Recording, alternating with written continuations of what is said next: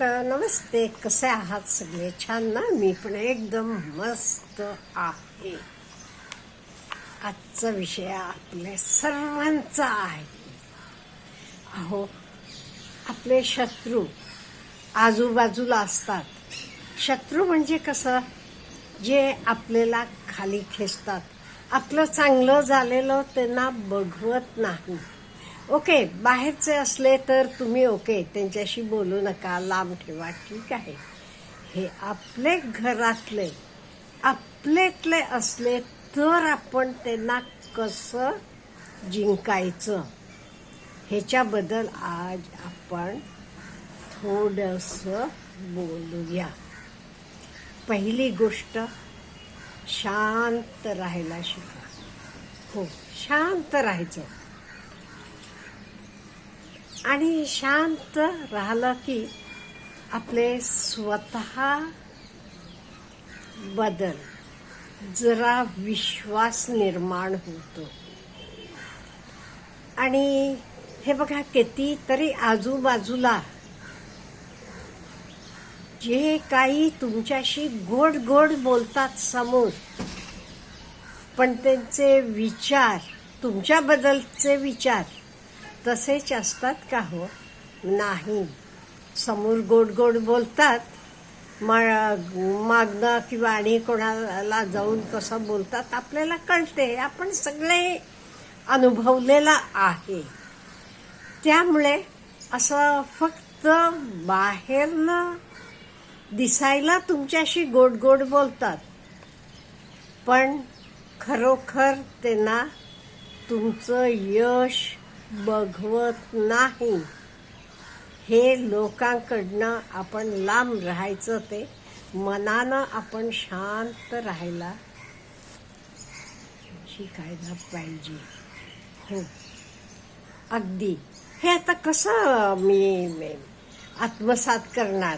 मनानं शांत कसं राहायचं? मौन बाळगा. समोरचा काही म्हणू दे, बिलकुल बोलू नका, शांत राहावा. इवन सकाळ रात्र जरा मौन राहायला तुम्ही प्रॅक्टिस करा. हे बघा, पूर्वीचे काळी आपले आजी आजोबा वगैरे, तुम्हाला आठवत असेल, ते सोमवारी मौन पाळायचे, असे आठवडे तेदा मौन पाळायचे. बघितले का? ऋषी मुनी बघा किती कमी बोलतात. एवढेच का, मोठे अधिकारी बघा तुम्ही, त्यांचं बोलणं सुद्धा खूप कमी आहे. ते जादा आपल्यासारखं बडबड करत नाही. त्यामुळे मौन तुम्ही बाळगायला शिका, म्हणजे आपण स्ट्रॉंग होतो. मन आपलं स्ट्रॉंग व्हायला पाहिजे, इमोशन्स स्ट्रॉंग व्हायला पाहिजे. नाही ते कोणी काही आपल्याला म्हटलं की आपण त्याच्याबद्दल बोलत असतो. तो माणूस एकदा बोलला असेल, आपण 10 वेळा बोलतो. किंवा कधी कधी आपणच आपल्याला म्हणतो, नाही बाबा मला शक्य नाही, मी किती वीक आहे, मी किती काळी आहे, मी किती कुरूप आहे, मी किती ढ आहे, असं आपण आपल्याला म्हणत असतो. त्यामुळे आपण स्ट्रॉंग व्हायला पाहिजे. ओके, माझं अक्षर सुंदर नसेल, पण मला चांगले प्रमाणे बोलता येते. असं आपल्यातले स्ट्रॉंग पॉइंट्सकडे बघा आणि जरा स्ट्रॉंग बनत जावा. हे 1-2 दिवसानं होत नाही, ह्याला दिवस लागतात, महिने लागतात, पण हे शक्य आहे.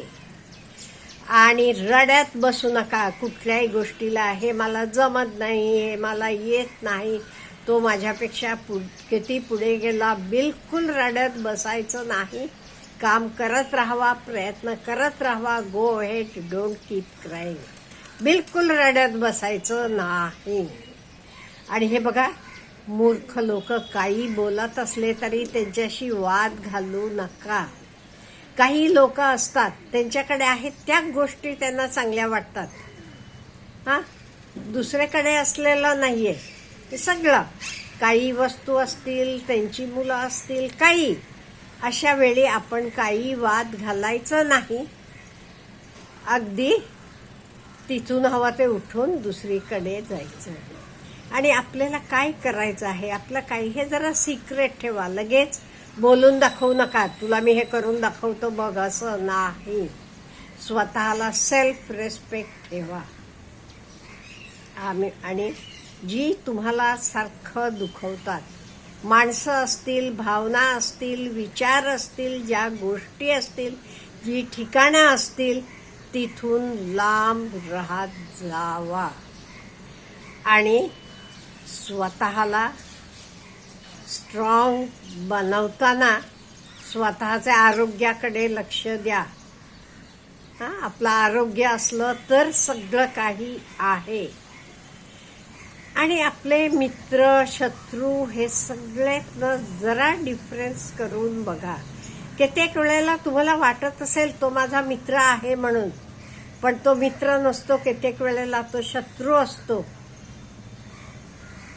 तो मागणं काय तुमच्याबद्दल करतो हे तुम्ही जाणून घ्या.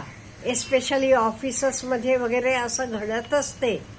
त्यामुळे हे आपल्याला कळायला पाहिजे, मित्र कोण आहे, आपला शत्रू कोण आहे. फक्त गोड बोलला म्हणजे तो मित्र होत नाही. आणि जे काही आपल्याला करायचं तर राईट टाइम करा. Act at the right time. आणि आपले शत्रू काही काही असतात. आळस असतो, भीती असते, आणि खूप वेळेला आपणच आपला शत्रू असतो. का?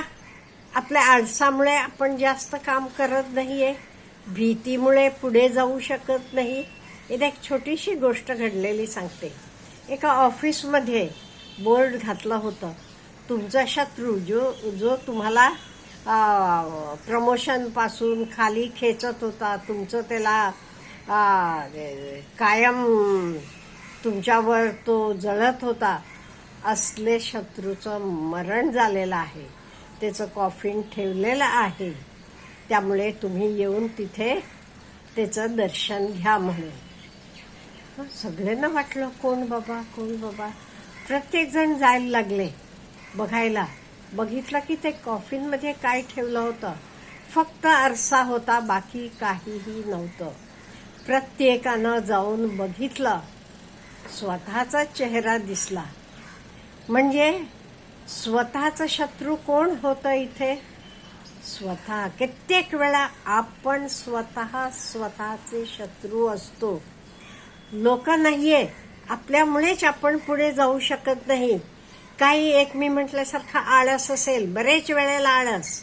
सकाळी उठणार म्हणायचं, उठू शकत नाही, उद्यापासून परवापासून म्हणून पुढे ढकलत जायचं. आळस असू शकतो, भीती असू शकते. कित्येक वेळेला भीती वाटत असते.